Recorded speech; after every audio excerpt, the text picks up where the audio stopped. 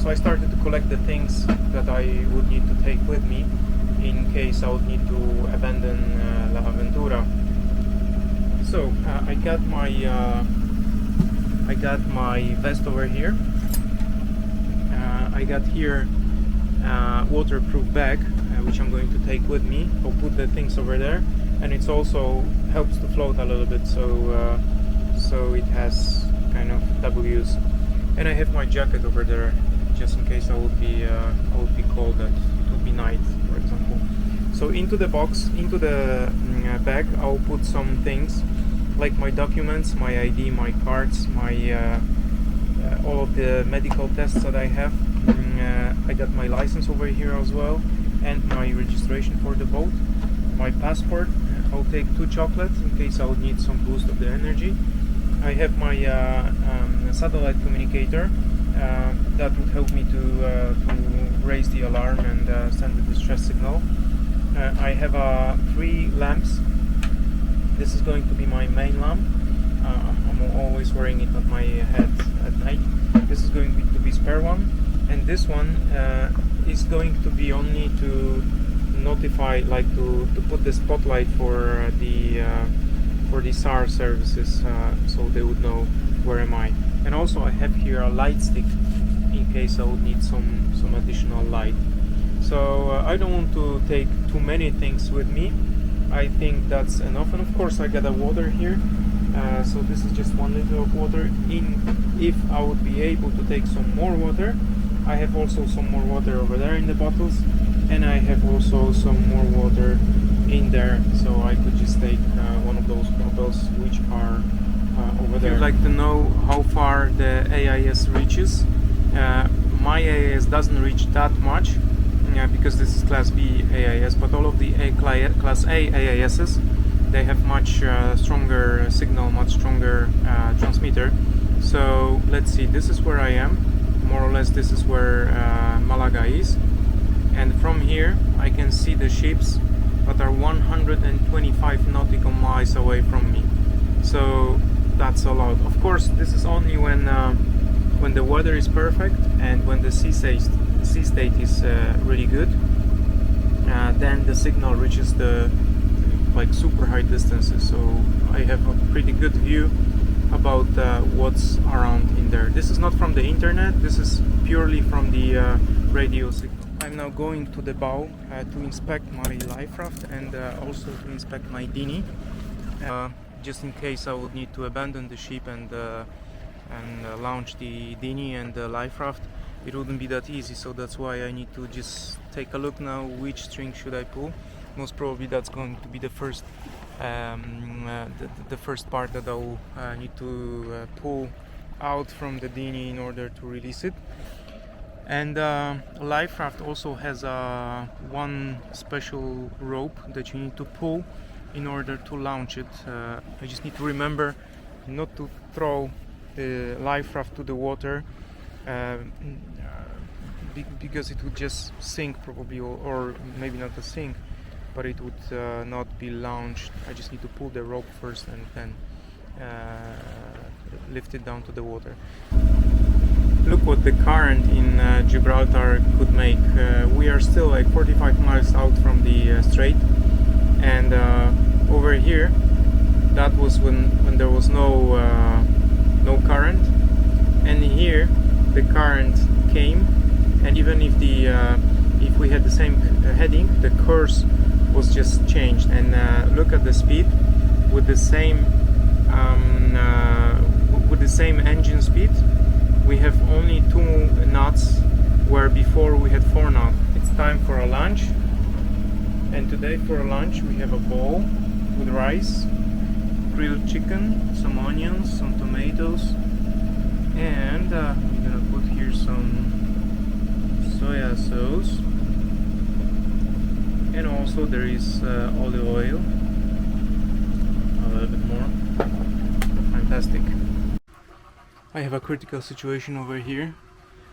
I found out that I have a lot of water here in the bilges, so I just started the bilge pump, it's working. The most of the water from the bilge under the table was pumped out already. I tasted the water, it's sweet, so most probably my main tank for the sweet water just got damaged, and all of the 150 liters I just need to pump out of the bilge. So I took the bucket and I'm trying to clean it up now. Very beautiful morning. We get 12 miles to the Strait, and that's how does it look like over here. I still don't know where exactly the leak is. I'm pretty sure that the leak is somewhere in the locker. Maybe that's the shower actually. So far we got a beautiful morning. I'm going to have a breakfast in a moment, so I'll have a full stomach once we'll get to the Strait, because I expect some adventures over there. We reached Gibraltar. Here we got Spain. Here we got Gibraltar, so Great Britain. Here we got the Strait. And here we got Africa. Amazing. Some traffic here going around. The current seems to be good for me, so towards west. My speed now is 4 knots. With the bad current, it went down to 1.5 knots. So I would expect the current on the sea was like 2 knots. Oh, Delfinos here.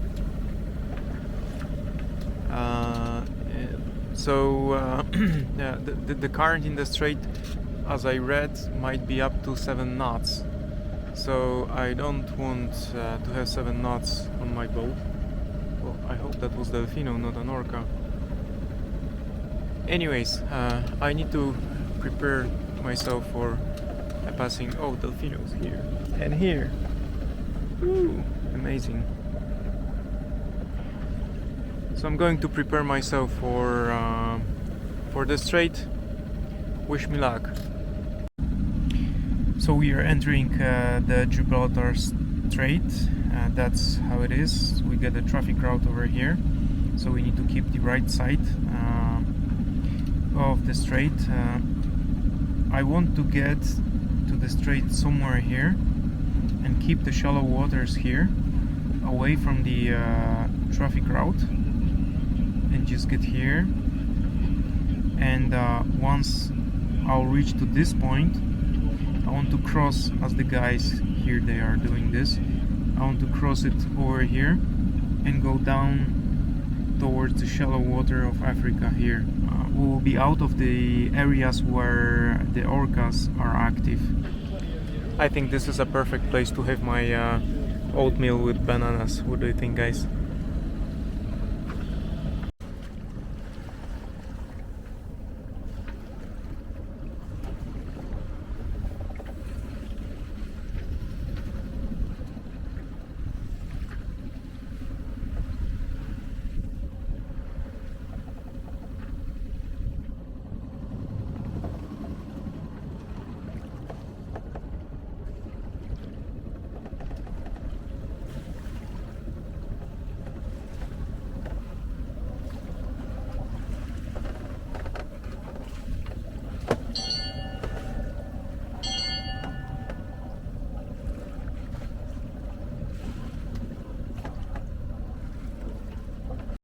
So that's the type of food that I'm having as my lunch. That's grilled chicken with some onions, some peas, and rice. And I put a little bit of soya sauce, so it tastes great. So looks like we are in the middle of the Strait. That's the Spanish part, and here is Africa.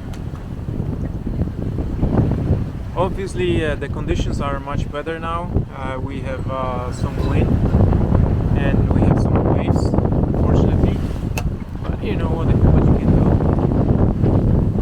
do. So we're doing now more than 4 knots. I'm still keeping the engine on a very low speed, and mostly we get a speed from the from the current and from the sail. I'm still keeping the engine on because the conditions are changing really rapidly here, so I don't want to be surprised by something. I expect to be in 1 hour in Tarifa.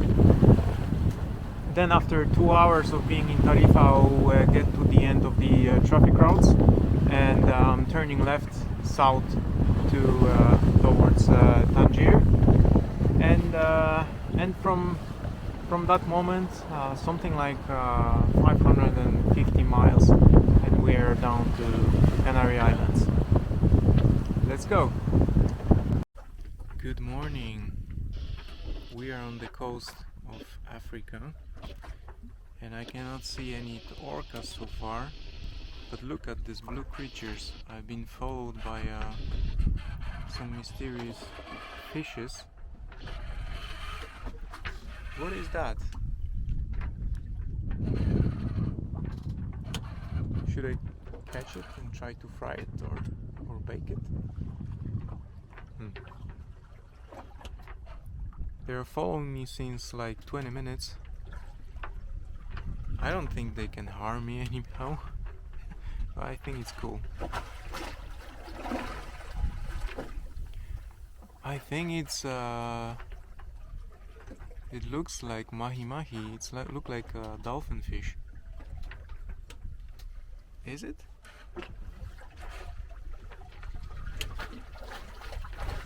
No, it's not.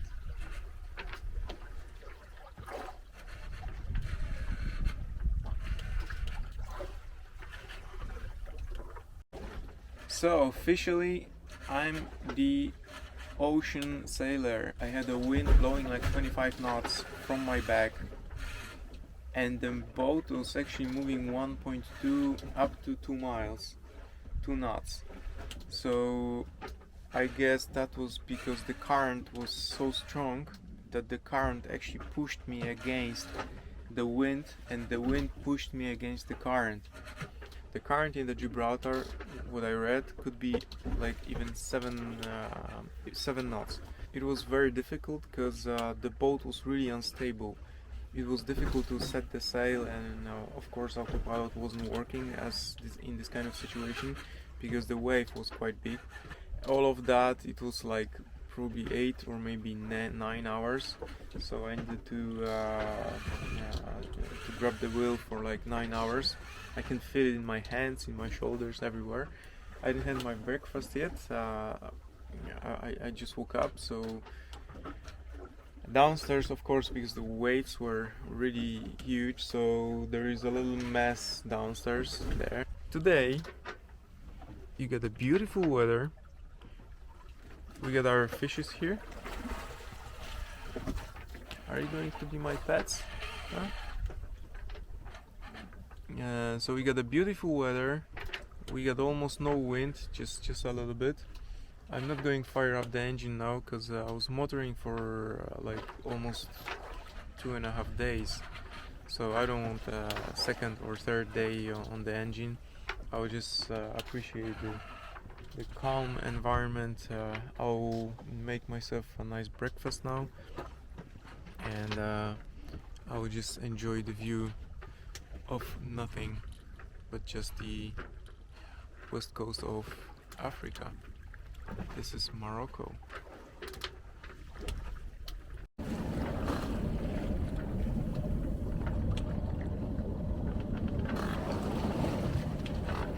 We get a third day with no wind.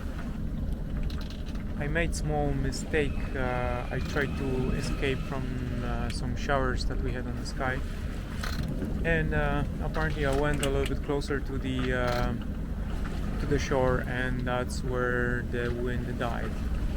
So I need to get out of the shore right now, so we're gonna motor like for 30 miles or a little bit more, and hopefully there we'll catch some wind.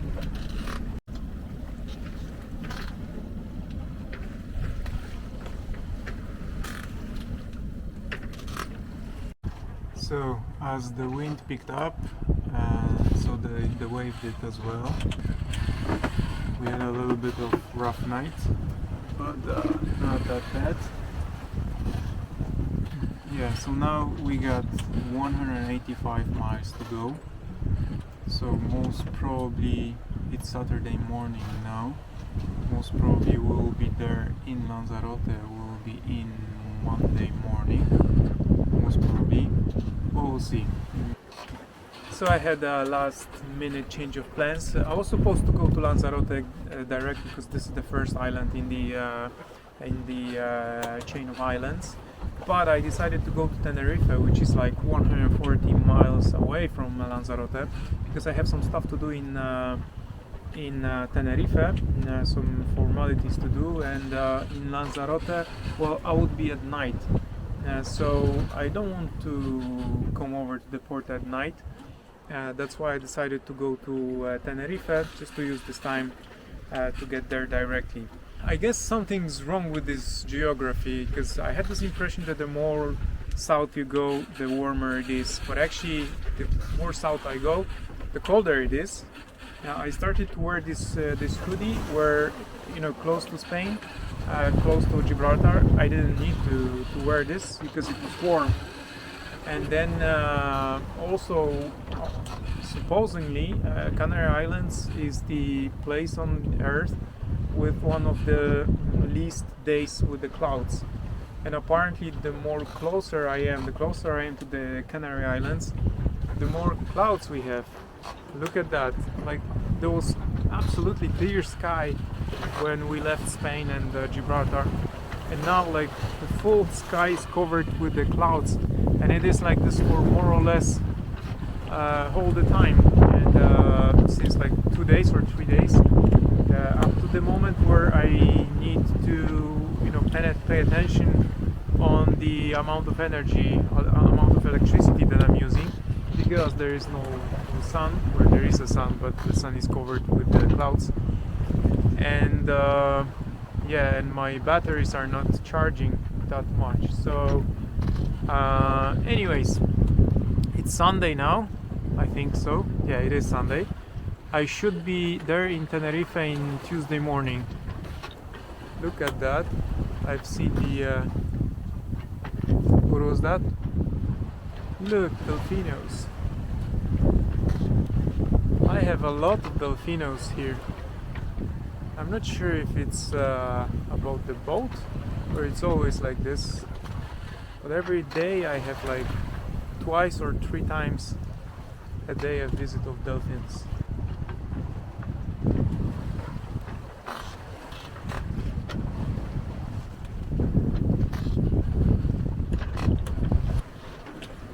Good morning.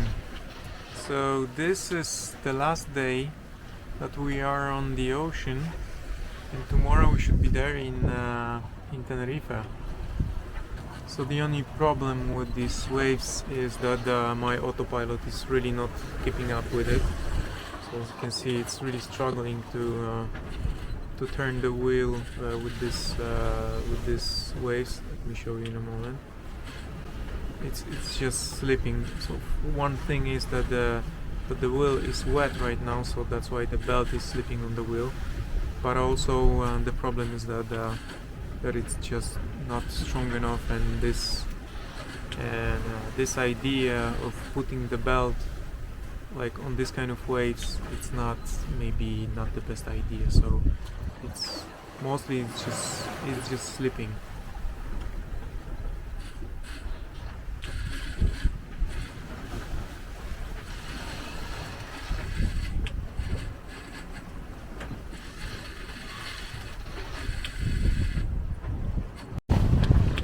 So we are slowly approaching Tenerife, and look at that view. This is the morning in Santa Cruz de Tenerife. So we still have like 20 miles to go. We're gonna dock in Marina, which is something like 10 kilometers far away from Santa Cruz, but the view is really nice. Tried to change my my quarantine flag to the Spanish flag that I have over here. But unfortunately, the sea state is like this, and I got flashed twice already. I guess I'm going to wait a little bit until we'll get as you can see, I'm really highly reefed and still I'm going 5 knots, so I guess I'm not sure if it's the wave that is pushing us so hardly or it's just that the wind is blowing so much. I can see the indicator says 13 knots plus or 5 knots, so the wind is something like 18 knots now. It doesn't feel like this just because the wind comes from the back, so it never feels that way. As you can see, a little bit rainy weather over here on this side of the boat, but then look what is the difference over here behind us. Beautiful view, amazing. So I was, as you know, I was approaching the island,